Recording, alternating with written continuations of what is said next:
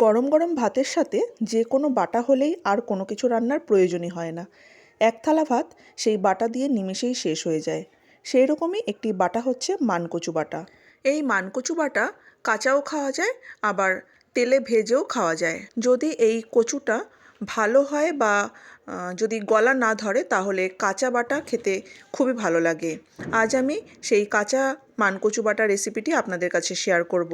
রেসিপিটি ভালো লাগলে লাইক, শেয়ার, কমেন্ট করতে একদম ভুলবেন না। নমস্কার বন্ধুরা, মিষ্টুস কিচেন অ্যান্ড ভ্লগে আপনাদের সবাইকে স্বাগত জানাই। আমি এখানে কিছুটা মানকচু নিয়েছি। কচুটা যাতে একটু ভালো কোয়ালিটির হয় সেই দিকে খেয়াল রাখবেন। এবার খুব ভালো করে খোসাটা ছাড়িয়ে ধুয়ে আমি ছোট ছোট টুকরো করে কেটে নেব। আমি এখানে ছোট ছোট টুকরো করে কেটে নিয়েছি, আপনারা চাইলে গ্রেটারে গ্রেট করেও নিতে পারেন। এবার এই কচুগুলোকে বেটে নিতে হবে। আপনারা চাইলে শিলনোড়াতে বেটে নিতে পারেন। আমি একটি মিক্সিং জার নিয়েছি, তার মধ্যে এবার কচুগুলো দিয়ে দিচ্ছি। এর মধ্যে দিয়ে দেব 4টে বড় কাঁচা লঙ্কা, ঝালটা আপনারা আপনাদের স্বাদ অনুযায়ী দেবেন। আর দেব 3 চামচ নারকেল কোড়া, 1 চামচ কালো সর্ষে, স্বাদ অনুযায়ী লবণ, আর দিয়ে দেবো সামান্য একটু চিনি। তারপরে খুব ভালো করে একটা মিহি পেস্ট তৈরি করে নেব। যারা ধনেপাতা খেতে ভালোবাসেন আপনারা চাইলে এর মধ্যে ধনেপাতাও ব্যবহার করতে পারেন।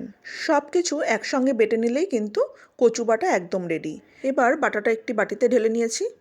ওপর থেকে এবার কিছুটা সর্ষের তেল দিয়ে দিচ্ছি, আর গার্নিশিংয়ের জন্য একটি কাঁচা লঙ্কা দিয়ে দিলাম। গরম গরম ভাতের সঙ্গে এইরকম মানকচু বাটা পেলে কিন্তু আর কোনো কিছু রান্নার দরকারই পড়বে না, খুবই ভালো লাগে খেতে। আপনারা যারা এইরকমভাবে কাঁচা মানকচু বাটা খাননি তারা অবশ্যই একবার এইভাবে খেয়ে দেখবেন, আশা করি আপনাদের খুবই ভালো লাগবে। আজকের এই রেসিপিটি কেমন লাগলো অবশ্যই কিন্তু আমাকে কমেন্ট বক্সে লিখে জানাবেন। এরকম নিত্য নতুন রেসিপি পেতে আমার ফেসবুক পেজটিকে ফলো করতে একদম ভুলবেন না, আর ইউটিউব চ্যানেলটিকে সাবস্ক্রাইব করে রাখবেন। পাশে থাকা বেল আইকনটি অবশ্যই ক্লিক করে রাখবেন নিত্য নতুন রেসিপির আপডেট সবার প্রথমে পাওয়ার জন্য। আজকের মতো ভিডিওটি এখানেই শেষ করছি।